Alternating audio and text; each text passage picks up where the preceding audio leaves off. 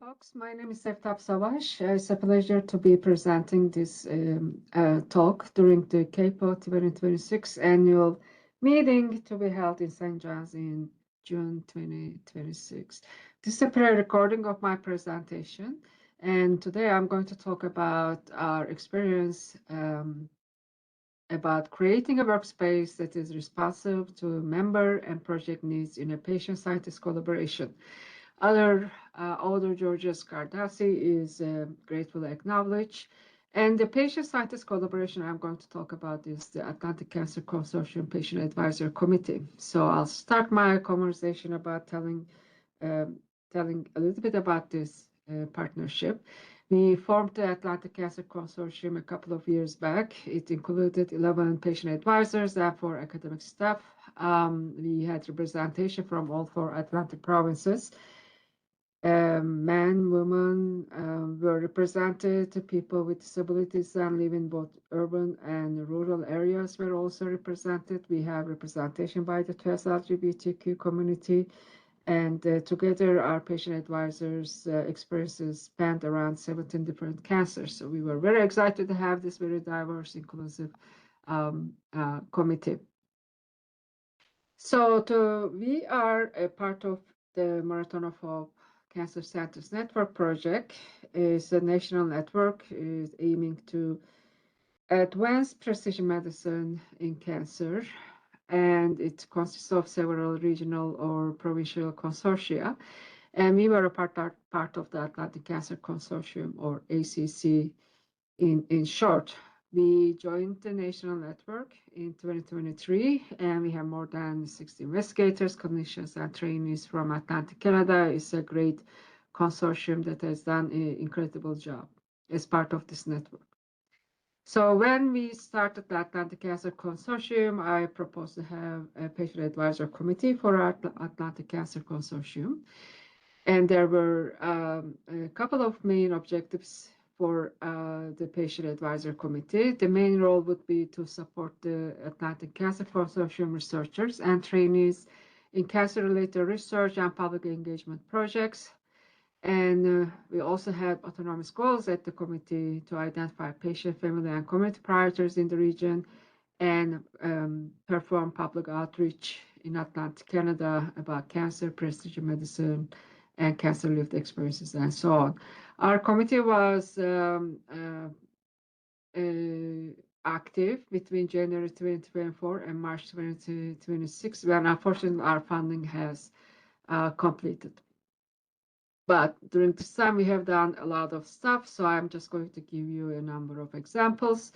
We were very active in terms of reaching out to both scholarly and public communication channels and disseminating knowledge, experiences, and so on. We published 2 peer-reviewed articles already about our work, and we submitted our 3rd one. In addition to the scholarly manuscripts, we also have 12 media articles, interviews, or website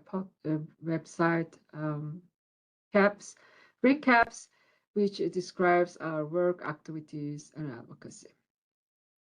We also organized a whole day public conference on precision medicine and cancer in 2025, and also organized 2 public webinars in the same year, and these recordings are available in our YouTube channel. I invite you to look for ACC Back YouTube channel and have a look at our recordings. Some of these recordings are in French. I think 4 of the conversations were recorded in French. So please take a look. So in summary, this is a really very successful, very productive scientist-patient partnership in Atlantic Canada, focusing on cancer. We identified patient and family priorities in terms of precision medicine, cancer, and so on. We reach out to the public about cancer education and dissemination of knowledge. We disseminated our work and learnings in both academic and public settings. Some of our members are involved in research projects as patient partners. Certainly, such a group also elevates the voices of people with lived experiences in the region. And we also increase the public scientist collaborations in the region. But today, what I really want to talk about is that our learnings and how we grew as a group, because we were a group and met virtually. Some of us have not met in person. So it may be quite challenging to actually function as a group.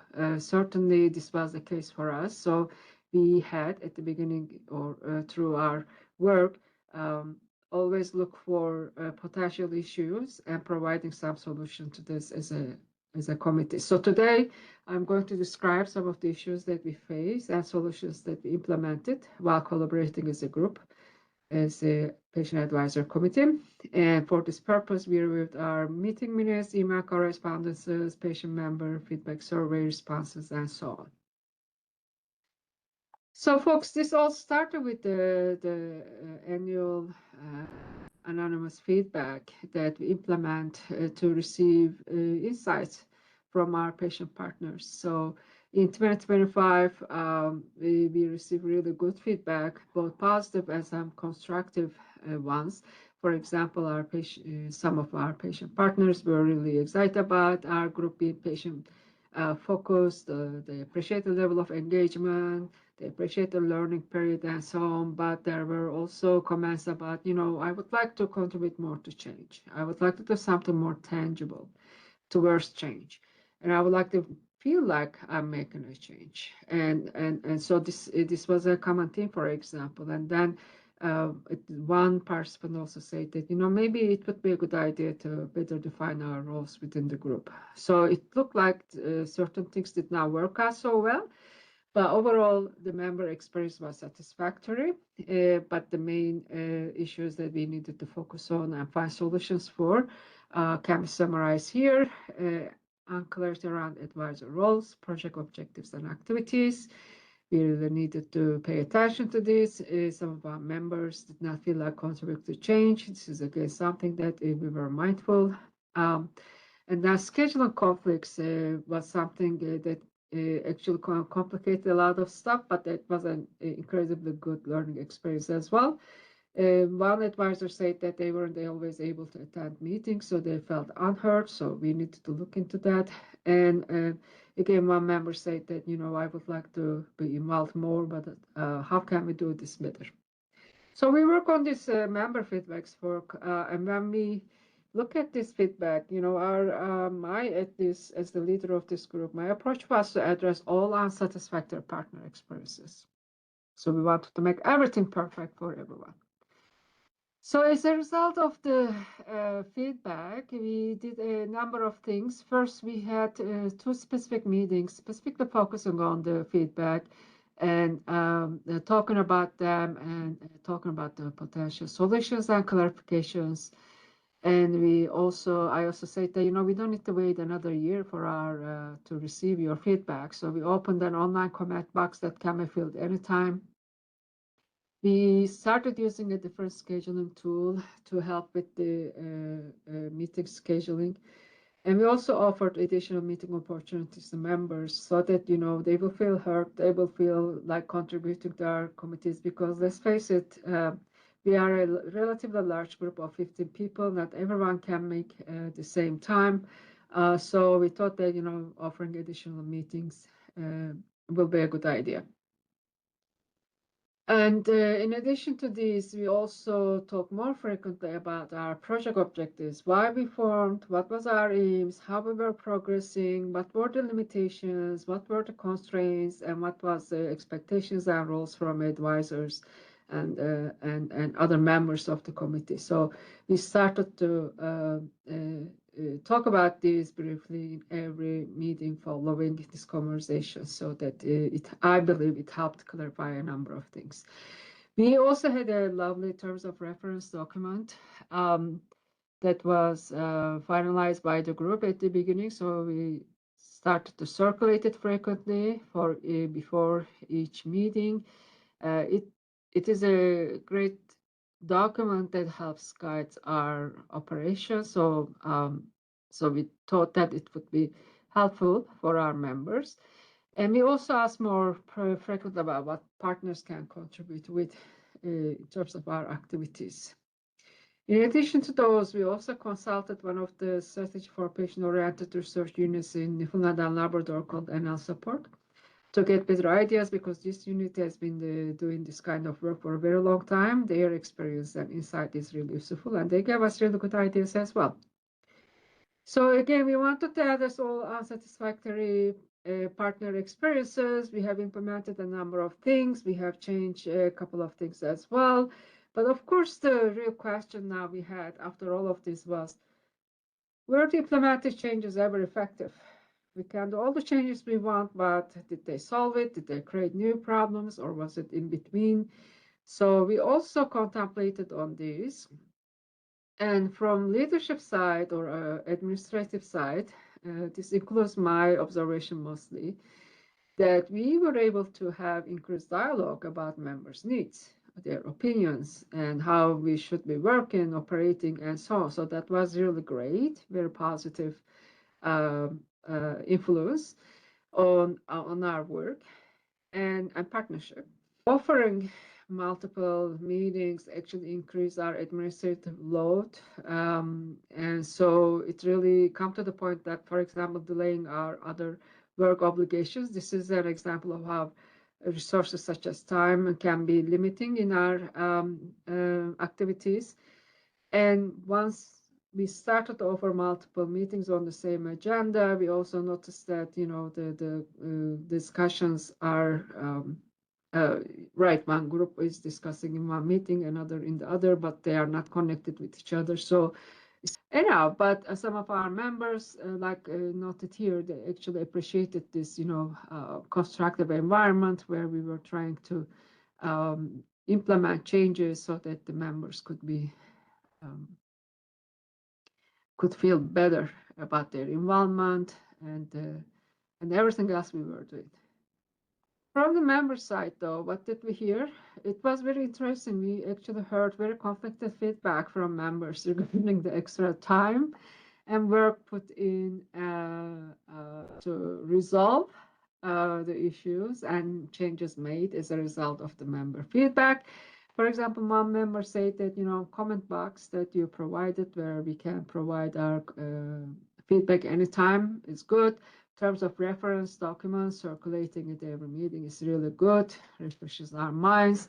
Referencing to our project objectives is also good, but scheduling became frustrating and dysfunctional. And another member said in the comment box that, I occasionally worry that with a group of our size, some members can dominate our limited time with their individual concerns. To me, it's also acceptable in either way. But again, I think this kind of what we heard from our members is mixed. Some of them have appreciated the changes made, extra work and effort put into. Some others did not think that it was necessary. But this conversation should have happened, and I'm glad it has happened, and it was an incredible learning opportunity for me. So we respect everybody's opinions, and if our funding did not end, and if we were continuing, I would certainly move on with further progress in this area. But moving forward, so folks, I will continue this kind of work, and for also maybe others that are in this room and outside, what can be done? What could I do better moving forward? What did I learn from all these experiences? I think these are really important questions. And I put some of these opinions here. First, I would have more frequent meetings, especially at the beginning of a partnership, so that we could form this relationship, we can understand each other, we can understand what we were going to do, how we were going to do, and so on. So I would have more frequent meetings. I would have more frequent talks, maybe every single meeting. I would start with why we were formed, what were our goals, and how we were going to reach out our goals. I would also emphasize alternative ways of contributing to our committee's work outside of our meetings. We don't police our members. Our members can contribute to the level that they are comfortable of. They don't have to. There's no requirement to actually attend any meetings. And we could say, as some of our members did, if they can't make it, maybe they could, contribute through emails. And this has happened with at least one of the members as well. So they are able to contribute this way too. So I would emphasize alternative ways to contribute. I would also talk about resources. Resources can be very limiting in terms of administrative assistance, in terms of time, in terms of what we can do. So that's really resources can make it or break it. Seriously, this needs to be, I think, spoken more within this kind of partnership so that we can understand the parameters that our work needs to happen around.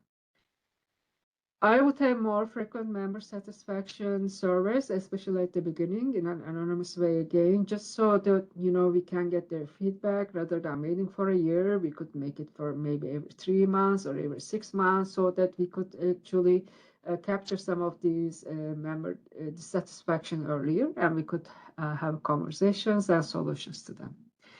We can certainly, and I can certainly learn from other committees and past experiences. I will continue to do that. And I also see that, overall, I think the decision-making process that I followed wasn't optimum and it needs to improve. So this is one big area for me to actually reflect and learn and develop further.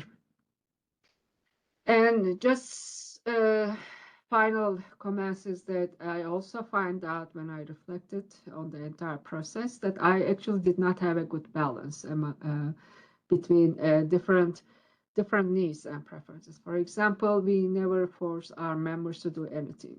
They are comfortable of, they participate to the level they are comfortable of. They don't have to participate in our meetings. They don't have to say anything they are not comfortable of. But sometimes I think this and we all inform them about opportunities to contribute, for example, through authorship or through actively contribute to our activities. But maybe this requires some encouragement, so that some members may feel more encouraged to contribute. So I have to figure this out myself. It's a balance that I need to find out. And the other thing that I really need to balance in the future is to finding a balance between diverse opinions by different members. It's going to happen. If we all had the same opinions, it would be very boring and we wouldn't go anywhere. So we will always have diverse opinions, but I think it's about how we manage those diverse opinions and move forward as a group. And finally, I want to say that finding a balance between individual needs and collective needs as a committee, this is one thing that requires me again to reflect on and find better ways. One members say really well that I think this ACC pack was unique in attempting to meet the needs of 100% of the members, which is never really possible. So I feel like I actually have support by at least one member to find this balance in the future. So folks, in conclusion, Atlantic Cancer Consortium Patient Advisor Committee was an amazing collaboration. We brought together a diverse group of people from Atlantic Canada. And we found that during our cooperations that we really need to look at or address the member needs a little bit more closely.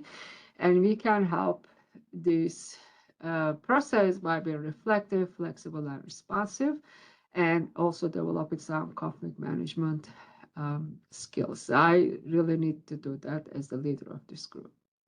But I also believe that there has been incredible learning happen because of these experiences, and it's going to help my and other future partnerships and collaborations. So I just want to say that like any other relationship, patient-scientist partnerships also evolve, and over time, things get on the better.